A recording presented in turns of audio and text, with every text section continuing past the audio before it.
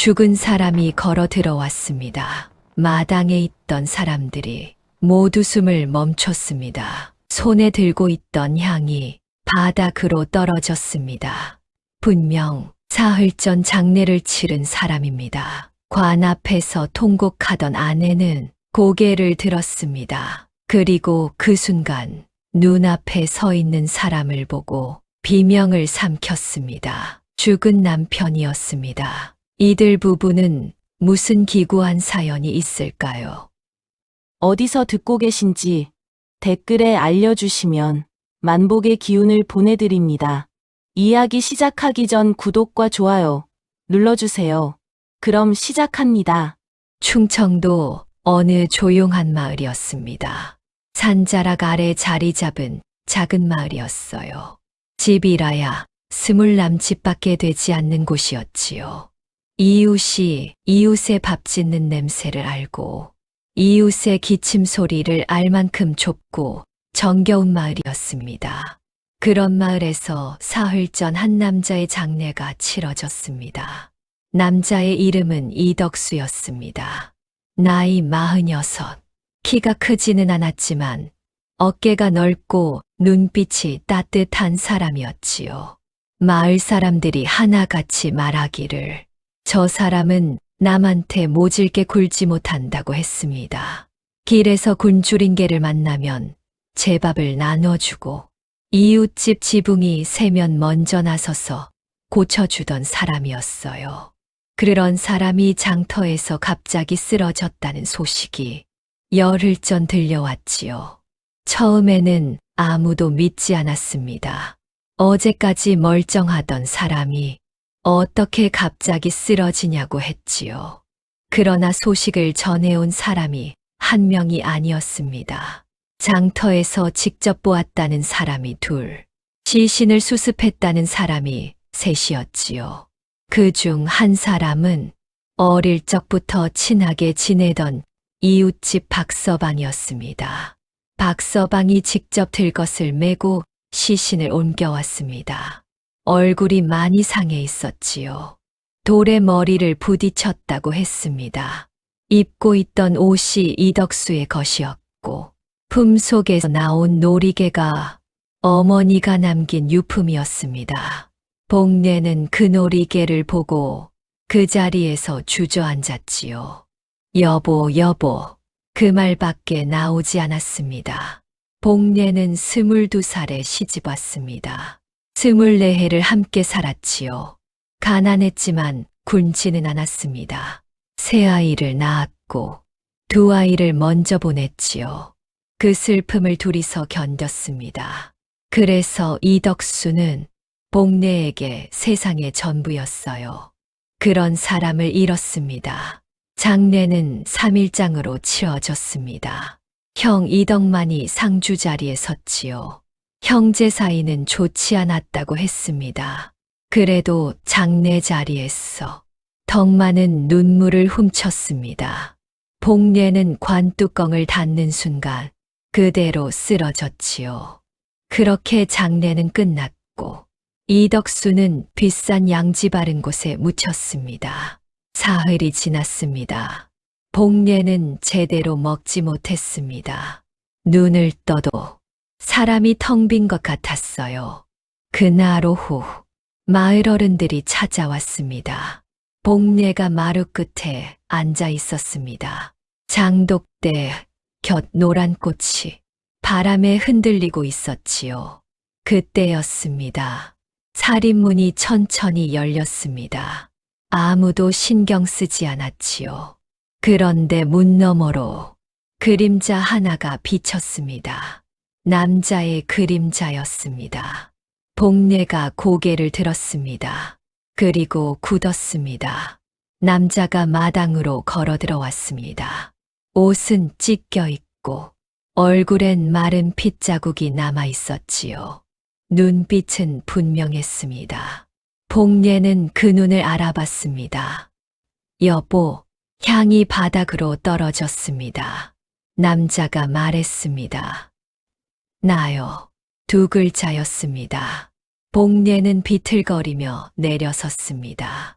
그리고 그 사람 앞에 주저앉았습니다. 어떻게? 최서방이 물었습니다. 자네가 이덕수가 맞는가? 남자가 고개를 끄덕였습니다. 접니다. 그 관 속에 누가 있었는지는 저도 모릅니다. 하지만 그게 저는 아니었지요. 복례가 그의 손을 잡았습니다. 차가웠지만 분명 살아있는 손이었습니다. 봄볕이 마당 위로 내려앉고 있었습니다.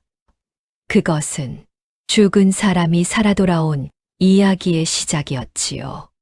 그리고 더 무서운 이야기의 시작이기도 했습니다. 마을 사람들이 이덕수를 방 안으로 들였습니다. 아무도 먼저 말을 꺼내지 못했지요. 방 안에 사람이 10명 가까이 앉았는데 그 넓지 않은 방이 숨소리 하나 들리지 않을 만큼 조용했습니다. 이덕수는 방 한가운데 앉아 있었고 복례는 그 옆에 바짝 붙어 앉아 남편의 손을 놓지 않았지요. 손이 떨리고 있었습니다. 남편의 손인지 자신의 손인지 구분이 되지 않을 만큼 둘 다 떨고 있었어요. 막내딸이 물을 떠왔습니다.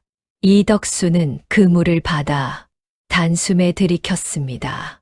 한 사발을 다 비웠는데도 목이 타는 듯 잠시 눈을 감았지요. 얼굴을 가까이서 보니 더 심했습니다. 광대뼈 아래로 살이 푹 꺼져 있었고 입술이 갈라져 피딱지가 앉아 있었습니다. 눈 주위에 멍이 들어 있었습니다. 시간이 꽤 지난 멍이라 누렇게 변해 있었지요. 한쪽 귀 뒤로는 흉터가 남아 있었습니다. 깊이 베인 자국이었어요. 최서방이 조심스럽게 입을 열었습니다. 이보게, 천천히 말해도 되네. 급하지 않아. 이덕수가 고개를 들었습니다. 눈에 힘이 돌아오고 있었지요. 장터에 나간 게 보름 전이었습니다. 목소리가 쉬어 있었습니다. 그러나 또렷했지요. 쌀 몇 말 팔고 집에 돌아오는 길이었지요. 장터 끝자락 골목을 지나는데 누가 뒤에서 불렀습니다. 아는 목소리 같았습니다. 그래서 돌아봤지요. 이덕수가 잠깐 말을 멈췄습니다. 방 안이 더 조용해졌습니다. 그게 마지막이었습니다. 돌아보는 순간 머리에 무언가 세게 맞았지요. 그 다음은 기억이 없습니다. 복례의 손에 힘이 들어갔습니다. 눈을 떴을 때는 어두운 곳이었습니다. 창문도 없는 방이었지요. 손발이 묶여 있었고 입에는 천이 물려 있었습니다. 얼마나 있었는지도 몰랐습니다. 낮인지 밤인지도 모르고 정신이 흐릿했지요. 최서방이 물었습니다. 사람은 몇이나 있었는가? 둘이었습니다. 교대로 왔습니다. 한 놈은 30대로 보이는 덩치 큰 사내였고 또 한 놈은 말라깽이 노인네처럼 생겼는데 눈빛이 독했습니다. 뭘 원했는가? 재산 문서였습니다. 밭 두마지기하고 집 문서였지요. 손도장을 찍으라고 했습니다. 방 안에서 낮은 탄식이 흘러나왔습니다. 버텼습니다. 처음 사흘은 나흘째 되던 날부터 맞기 시작했지요. 복례가 입술을 꽉 깨물었습니다. 눈물이 흘렀지만 소리를 내지 않으려 애썼지요. 죽이지는 않았습니다. 문서를 받아야 했으니까요. 그러나 시험하듯 때렸습니다. 장례는 이미 끝났다. 이제 아무도 이덕수를 찾지 않는다. 그 말이 방안을 얼어붙게 만들었습니다. 누군가 저를 대신할 시신을 구해 제 이름으로 장례를 치렀다는 뜻이었습니다. 저는 이미 죽은 사람이 된 것이었지요. 무거운 침묵이 내려앉았습니다. 그날 밤 결심했습니다. 죽더라도 나가야겠다고요. 밧줄을 오래 비볐습니다. 손목살이 벗겨졌지요. 피가 나도 멈추지 않았습니다. 문이 나무 빗장 하나로 잠겨 있었습니다. 문 아래 틈으로 나뭇가지를 넣어 빗장을 들어 올렸지요. 깊은 산속이었습니다. 그냥 걸었습니다. 낮에는 숨고 밤에는 걸었지요. 사흘을 그렇게 걸어 마을 근처까지 왔습니다. 복례가 말했습니다. 왜 바로 들어오지 않았어요? 무서웠습니다. 내가 죽었다고 믿고 있을까봐. 내가 나타나면 귀신인 줄 알고 기절할까봐. 복례가 눈물 고인 얼굴로 웃었습니다. 잠시 긴장이 풀렸지요. 그러나 오래 가지 않았습니다. 형님이 기다린다. 그 말이 방 안에 떨어졌습니다. 이덕수가 고개를 들었습니다. 이 마을에 나한테 형님 소리 들을 사람은 딱 한 명입니다. 아무도 이름을 말하지 않았습니다. 장례식 날 관 앞에서 울던 그 사람 이덕만이었습니다. 복례의 얼굴이 하얗게 질렸습니다. 그때였습니다. 살인문이 열리는 소리가 났지요. 덕만 씨입니다. 방 안 공기가 굳었습니다. 두 형제가 마당에서 마주섰습니다. 봄볕은 따뜻했지만 공기는 차가웠습니다. 형님, 그 한마디였습니다. 이덕만의 무릎이 꺾였습니다. 죽은 사람이 살아 돌아왔습니다. 이제 모든 것이 드러날 차례였지요.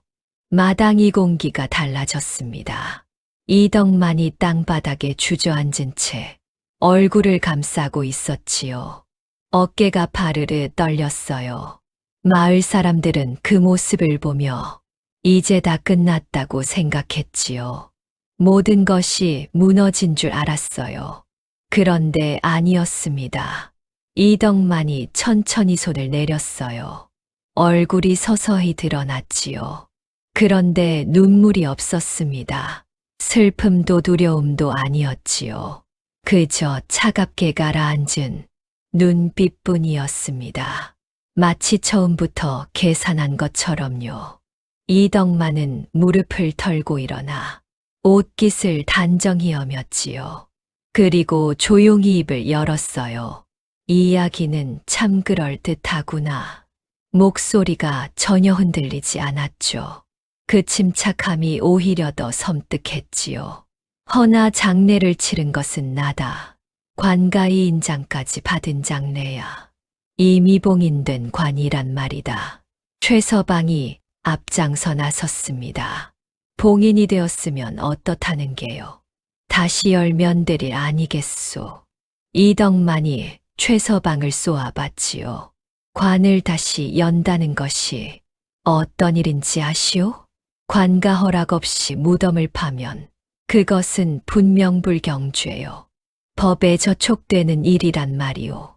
나를 잡겠다고 선산을 파헤치면 그 죄는 누가 지겠소. 마을 사람들이 술렁거렸지요. 이덕만은 그 술렁임을 기다렸다는 듯 계속 말했어요. 저 사람이 이덕수라는 증거가 대체 무엇이오? 얼굴이 비슷하다. 목소리가 익숙하다. 그것이다요? 나는 분명 내 아우의 시신을 수습하고 장례를 치렀소. 관가에도 신고를 했고 절차를 다 밟았단 말이오. 그러면서 이덕수를 똑바로 쳐다보았지요. 저 사람이 누구인지 모르오. 죽은 자의 이름을 훔쳐서 재산을 노리는 자일 수도 있소. 복례가 자리에서 일어났지요. 대체 무슨 소리를 하는 거요? 목소리는 떨려도 눈빛은 강했죠.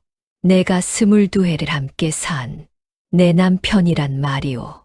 이덕만이 복례를 바라봤어요. 재수 씨, 슬픔에 빠진 사람은 보고 싶은 것만 봅니다. 그것이 인지상정이지요. 복례의 눈에서 눈물이 흘렀어요. 허나 이번 눈물은 슬픔이 아닌 매서운 분노였답니다. 이덕수가 한 발 앞으로 나섰죠. 형님, 이덕만이 시선을 돌렸습니다. 형님은 10년 전을 기억하시오? 이덕만의 눈꺼풀이 미세하게 파르르 떨렸지요. 허나 그뿐이었습니다. 입은 굳게 닫혀 있었지요. 이덕수가 위솥을 걷어 올렸어요. 왼쪽 옆구리 아래였습니다. 오래된 흉터가 있었지요. 움푹 파인 채 굳은 자국이었어요. 길이가 손가락 2마디는 좋게 되는 상처였지요. 형님도 박빛 때문에 대신 맞은 자국이요. 그날 밤 형님 손잡고 울었지요. 기억하고 계십니까? 사람들의 눈이 덕만에게 쏠렸죠. 이덕만의 얼굴이 흔들렸어요. 눈 주위가 아주 잠깐 떨렸지요. 사람들이 그 모습을 봤어요. 최서방도 봤고 박서방도 봤죠. 그런데 이덕만은 이내 다시 차갑게 굳어버렸지요. 그 흉터를 아는 자가 나뿐이라 생각하는가. 나를 조사해서 알아냈겠지. 이덕수가 말했습니다. 형님, 증거를 대라. 증거를. 목소리가 높지는 않았지요. 그게 더 무서웠습니다. 화를 내지 않고 흔들림 없는 그 모습이 더 무서웠어요. 무언가 가득 차 있었지만 밖으로는 새어나오지 않았죠. 이덕수가 몸을 돌렸습니다. 마당의 사람들을 바라보며 조용히 입을 열었지요. 여러분, 한 가지만, 딱 한 가지만 묻겠습니다. 장례 전날 시신이 얼굴을 직접 본 분이 계십니까? 사람들 사이 시선이 오갔지요. 박서방이 천천히 손을 들었어요.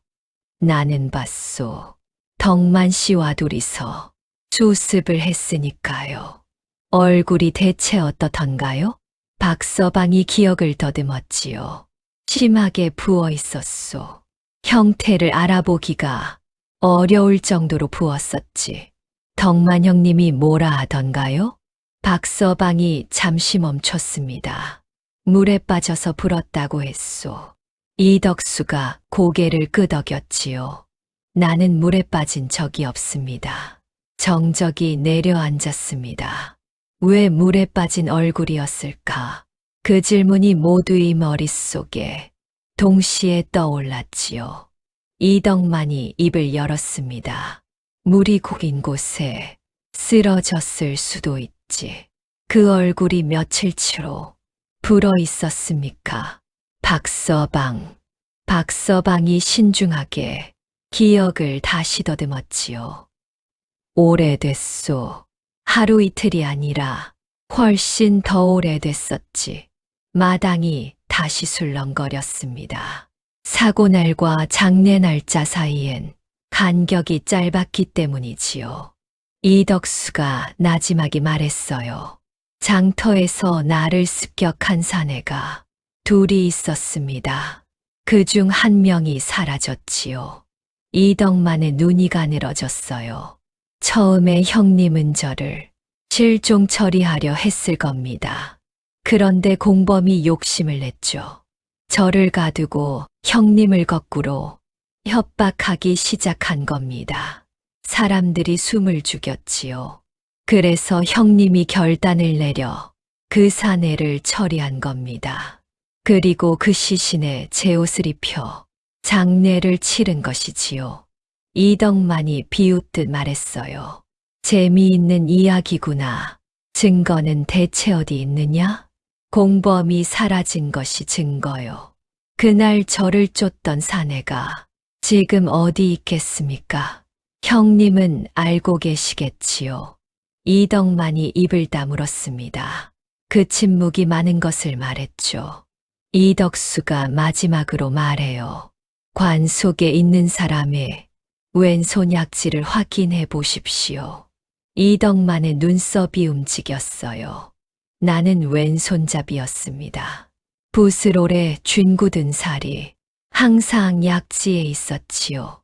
노인 하나가 무릎을 쳤습니다. 맞아. 덕수는 왼손잡이였어. 시신을 씻긴 분이 계십니까? 나이든 안악이 손을 들었죠. 그 손에 굳은 살이 있었나요? 안악이 한참 말이 없었지요. 기억을 한참들 주더니 천천히 입을 열었습니다. 없었소. 단두 글자였죠. 그 말이 마당 전체를 완전히 뒤집어 놓았습니다. 덕만이 얼굴이 무너졌어요. 눈빛이 흔들리기 시작했죠. 허나 그는 끝내 버텼습니다.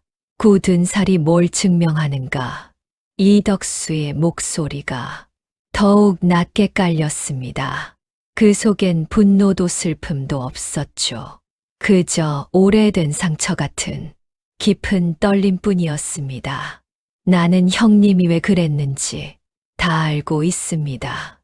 도박으로 생긴 빚 때문에 방법이 없으셨던 거죠. 이덕만이 입을 꽉 다물었죠. 그렇다고 나를 죽이려 하셨던 겁니까? 형님, 이덕만은 대답하지 못했죠. 박서방이 앞으로 나섰습니다.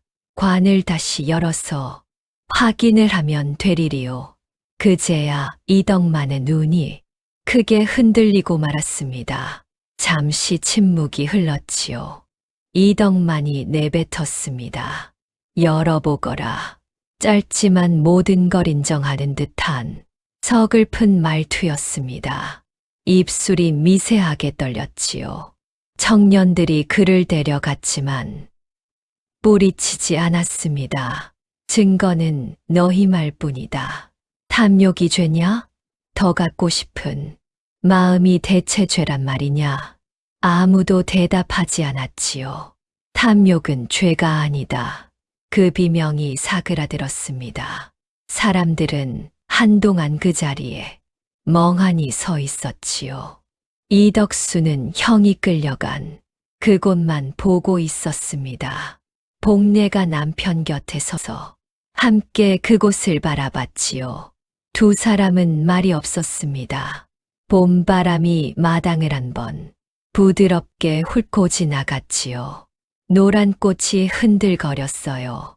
살아 돌아온 남자와 기다려온 여자가 나란히 같은 곳을 바라보았지요. 긴 봄볕이 고요하게 내려앉고 있었습니다. 허나 이것이 끝은 아니었죠. 관 속에는 이름도 없이 묻혀버린 누군가 있으니까요. 그를 위한 진정한 장례가 아직 남아 있었습니다. 관가 사람들이 마을에 들어온 것은 그로부터 이틀 뒤였습니다. 말 두 필과 포졸 셋이었지요. 작은 마을에 관가 사람이 오는 일이 흔치 않았기에 마을 사람들이 하나둘 나와 먼 발치에서 지켜봤지요. 아이들은 담장 너머로 고개를 빼꼼 내밀었지요. 이덕만은 이미 그 전날 마을 청년들에게 붙잡혀 있었습니다. 관가로 넘겨지던 순간에도 그는 고개를 들고 있었지요. 끌려가면서도 한 번도 뒤를 돌아보지 않았습니다. 마을 어귀를 벗어날 때까지 고든등을 유지했지요. 그 뒷모습이 오히려 더 서늘했답니다. 무너진 사람이 아니라 버티는 사람의 등이었으니까요. 그리고 무덤이 열렸습니다. 관가의 허락이 떨어지고 나서야 가능했지요.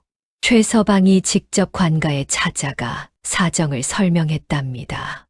살아 돌아온 사람이 있고 관 속에 다른 시신이 있을 가능성이 있다고 했지요. 처음에는 믿지 않는 눈치였답니다. 그러나 이덕수가 직접 나타나 진술을 하고 나서야 관가가 움직이기 시작했지요. 뒷산 양지 바른 곳이었습니다. 사흘 전 이덕수의 이름으로 묻힌 자리였지요. 마을 장정 셋이 삽을 들었습니다. 아무도 말이 없었지요. 흙이 퍼 올려질 때마다 둔탁한 소리가 났습니다. 주변에 서 있던 사람들은 그 소리를 들으며 각자 다른 생각을 했겠지요. 복례는 그 자리에 있지 않았습니다. 이덕수가 오지 말라고 했지요. 복례도 굳이 가겠다고 하지 않았답니다. 집에서 장독대 앞에 앉아 있었습니다. 막내딸이 옆에서 어머니 손을 잡고 있었지요. 두 사람 다 말이 없었습니다. 관이 드러났습니다. 뚜껑을 여는 순간 포졸 하나가 고개를 돌렸지요. 며칠이 지난 탓이었지요. 그러나 확인은 해야 했습니다. 관과 사람이 앞으로 나섰지요. 왼손 약지였습니다. 굳은 살이 없었습니다. 그리고 체구도 달랐지요. 이덕수보다 어깨가 좁고 키가 작은 사람이었습니다. 오래 방치된 탓에 알아보기 어려웠지만 분명히 이덕수가 아니었지요. 최서방이 그 자리에서 오래 서 있었습니다. 말이 나오지 않는 것 같았지요. 자신이 이 손으로 흙을 뿌렸던 자리였으니까요. 그날 눈물도 흘렸습니다. 이덕수 좋은 사람 먼저 갔다고 하늘을 원망했지요. 그 모든 것이 속임수 위에 세워진 것이었답니다. 최서방이 하늘을 한번 올려다봤습니다. 그리고 아무 말도 하지 않았지요. 신원을 알 수 없는 시신이었습니다. 이덕만이 고용한 공범이란 건 짐작할 수 있었지만 그가 정확히 누구인지는 아무도 몰랐지요. 어디서 왔는지, 가족이 있는지, 이름이 무엇인지 아무것도 남아있지 않았지요. 이덕만이 철저하게 지은 것이었답니다. 마을 사람들이 의논했지요. 그 시신을 어떻게 할 것인가를 두고 말입니다. 신원이 없으니 연락할 가족도 없었습니다. 관가에서 처리할 수도 있었지만 최서방이 말했지요. 이 마을 땅에서 나온 사람이요. 우리가 묻읍시다. 아무도 반대하지 않았지요. 그렇게 두 번째 장례가 시작되었습니다. 소박한 장례였지요. 향도 많지 않았고 곡소리도 없었습니다. 이름을 모르니 부를 수도 없었답니다. 그러나 마을 사람들이 하나씩 나와 절을 올렸지요.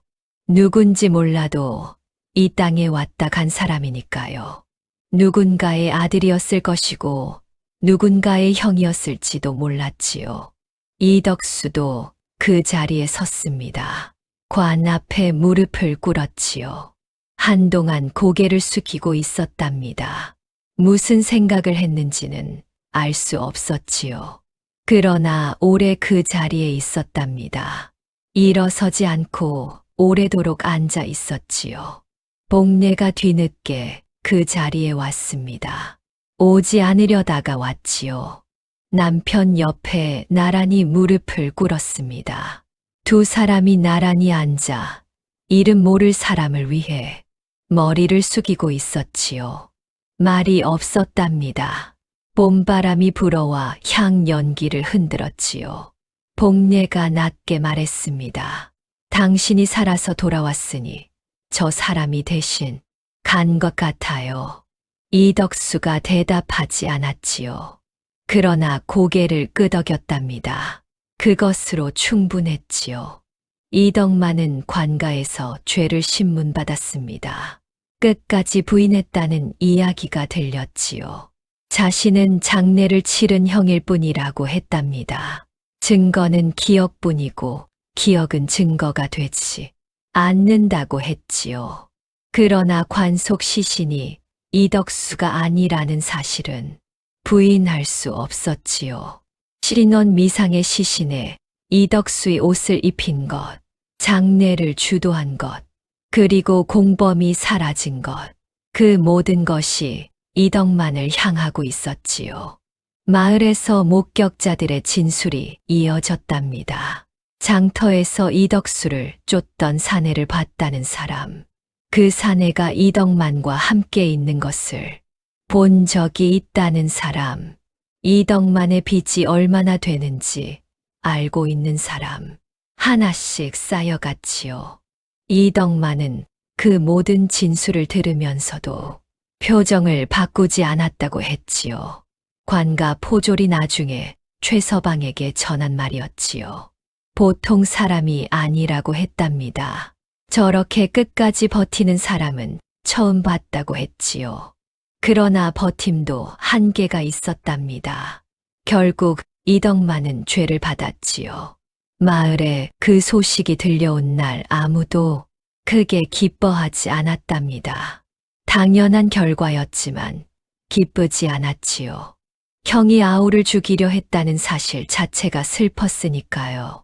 그 집안에 무슨 일이 있었기에 형제가 그 지경이 됐는가를 두고 마을 어른들이 오래 이야기를 나눴습니다. 결론은 나오지 않았지요.